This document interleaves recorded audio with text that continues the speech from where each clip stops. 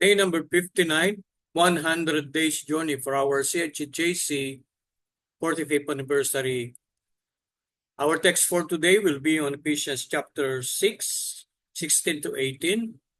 Above all, taking the shield of faith, wherewith ye shall be able to quench all the fiery darts of the wicked, and take the helmet of salvation and the sword of the Spirit, which is the word of God, praying always with all prayer and supplication in the Spirit, and watching thereunto with all perseverance and supplication for all saints.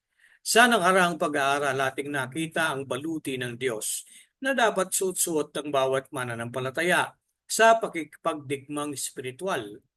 Pinapakita ng helmet of salvation ang dapat isaisip ng mga mananampalataya. Protection ito sa ulo at sumasagisag ng dapat pag-ingatan ang ating kaisipan.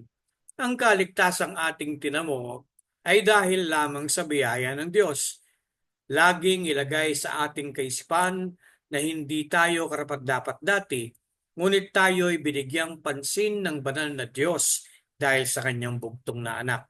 Ang banal na Espiritu ay malayang makakakilos at makakagawa sa ating isip kung tangan natin ang kanyang salita.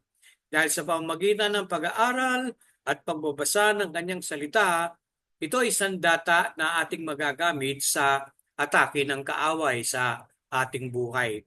Ang banal na Espiritu ay ipapaalala ang kailangang salita na magagamit natin sa pananagumpay laban sa kaaway. Tayo'y manalangin.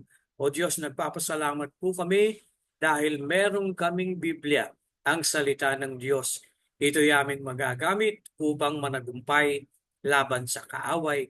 At ang kaligtasan ay laging ilagay sa aming isip, hindi sa aming sariling kabutihan, kundi dahil sa sakripisyo ng iyong bugtong na anak na si Jesus. Salamat po sa Biblia at sa kaligtasang kaloob ninyo. Sa pangalan ni Jesus.